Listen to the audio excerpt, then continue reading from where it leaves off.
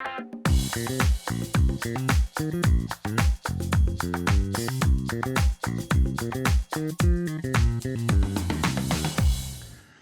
Colorado Realtors. I'm Scott Peterson. Thank you for joining me for another edition of Legal Bites. Another quarantine edition, still doing the same thing. I just covered up the mess. I wasn't planning on coming to you guys until I could come back with a good, thorough update on the governor's new executive order, entitled Safer at Home, which we know goes into effect on Monday. Still haven't seen it. It hasn't been issued yet. I maybe get some guidance today, tomorrow, whenever it comes. As soon as we get it, I will, no matter what day, hour it is, I'm going to be back here to give you what I can, at least in terms of my thoughts on it as it relates to you guys.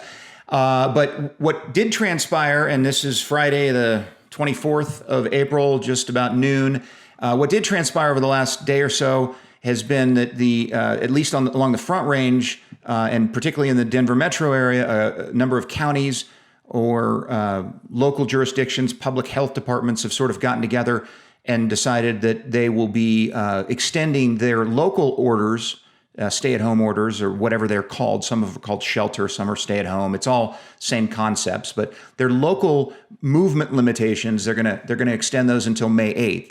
And so while the state order of stay-at-home that applies to everybody in the state of Colorado, that's going to expire on Sunday, and then Monday we're going to go into the phase 2, which is safer at home. That's all still going on as planned, but some of the counties have kind of jumped up, and in, like Denver City Mayor's office has extended theirs, and so local jurisdictions have now pushed theirs back until May 8th. And so not everyone, depends on where you live and what your limitations are, and it could be even further than May 8th. That's entirely up to the local jurisdiction. So I needed to come here because we got flooded with hotline calls and other queries from everybody saying, hey, we saw that now these other localities have done something different. What does that mean to me? What can I do? What can I not do? And the answer is, I hate to say this, but I don't know. As a lot of my responses, I feel like sometimes are lately, and I apologize for that. I like certainty as much as you do, probably more than you do when I'm trying to answer questions from dozens and dozens and dozens of people. So I wish I could give you a clear answer, but let me just explain kind of what my thoughts are on some of these changes or these extensions, we'll call them, at the local levels. The reason I don't know is because they're all different. They're all independent. Every county, there's one, I think, that came this morning from the Tri-County Health, which would be applicable to Douglas, Adams, and Arapahoe counties. Denver City and County has theirs. There's Jeffco, Boulder County. There's other counties that have some other indications on these things that may not be consistent. They're not written the same way. They're not interpreted the same way. And that's the interpretation piece is what I really need to express to you guys.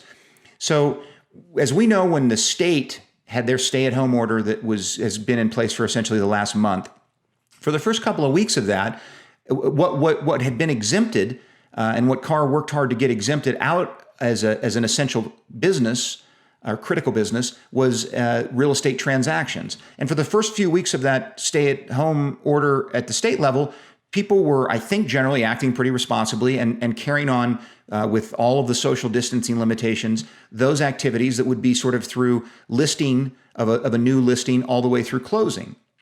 And then there was some things that weren't so great that occurred by some people, and they ended up getting, the Attorney General ended up basically having to relook at the language and say, no, a real estate transaction is actually only from the contract through the closing, and it doesn't include, any of those marketing activities that take place before. So that knocked out showings and photography and staging and, all those other super essential, super important pieces of actually carrying on a real estate transaction. And I know I'm preaching to the choir there. So that was the Attorney General's interpretation of the state order. And however limited it was, which, we don't need to debate that at this point because it's going to expire on Sunday anyhow. But the important takeaway is that the Attorney General is responsible for interpreting the state order. The Attorney General is not specifically responsible for interpreting any of the local orders. That would be your mayors, your county attorneys, your county commissioners, your public health offices, anybody in that realm, whoever is specifically charged with interpreting those. And so I would still advocate that a real estate transaction, and again, some of them refer to real estate transactions. See, another call to talk about what's going on with my life. What I would interpret as being a real estate transaction would be that listing period through the closing period. What my interpretation didn't matter at the state level. I mean, we tried to influence that as much as we could, but likewise, it doesn't matter at the local level. And so as we at CAR are trying to sort of answer questions, well, what can we do, when I'm in, Wheat Ridge, Colorado versus what can I do when I'm in, Lone Tree, Colorado? I'm just picking random cities. The answer may or may not be the same. My thinking to further take this down the road a little bit would be, I think that the Attorney General's reading of the original executive order in terms of what a real estate transaction was candidly too broad or too narrow, excuse me.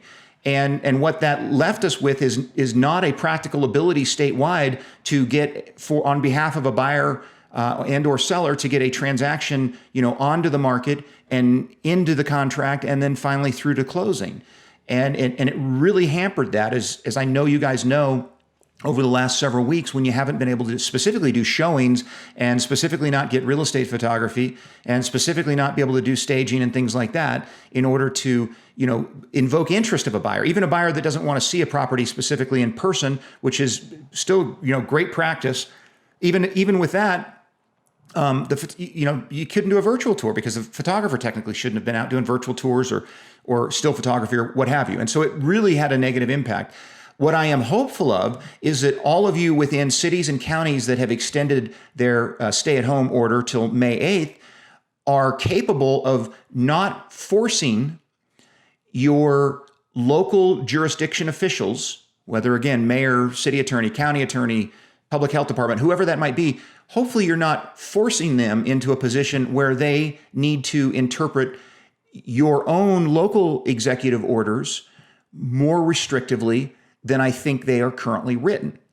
And so what that's going to require is really, really super responsible behavior by all of you who are living and working and doing business in counties that have orders in place that haven't been fully interpreted or specifically interpreted unless they have, but those that haven't been specifically interpreted to prohibit specific activities, then you can carry those activities on to the extent that you're not violating any specific prohibition. So if you're in an area that says, or county says specifically no photography, no showings, no whatever, well, that's what applies. There's your interpretation. If it says that real estate transactions or real estate business and associated services or ancillary services or tertiary services, if it says any of those things, then my argument would be that that's all part of the same sort of bucket of activities that includes the activities that you might perform from the point of a listing contract through the closing.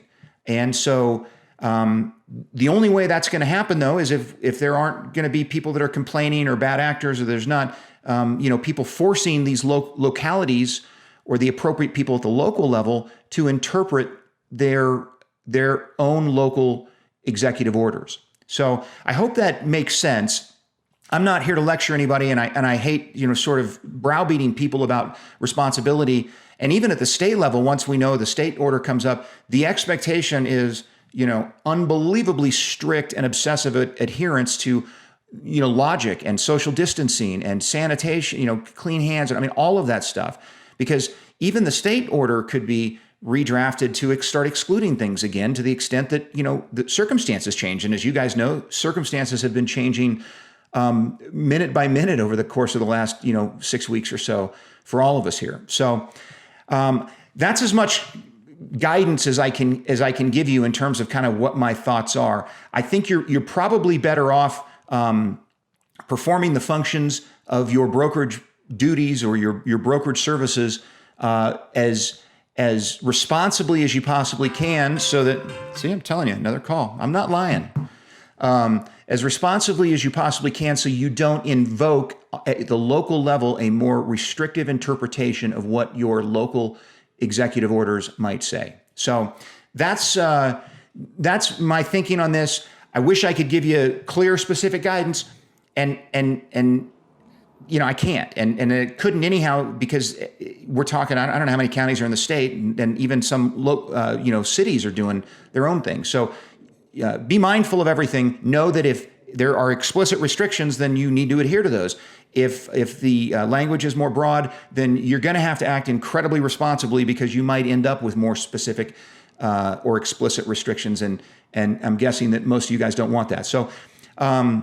Anyhow, I will be back. It may be later today. It may be Saturday, Sunday, whenever it comes, whenever we get the actual hard copy of the governor's new safer at home policy, I will break that down to the extent that I can and give you some additional thoughts and hopefully more clarification that I'm able to give you on all of these sort of loose and disparate local restrictions. But in the meantime, stay well and be safe and be responsible. Protect our industry as much as you can, because I think that's kind of what we need to be focused on as we're, parsing through all of this stuff.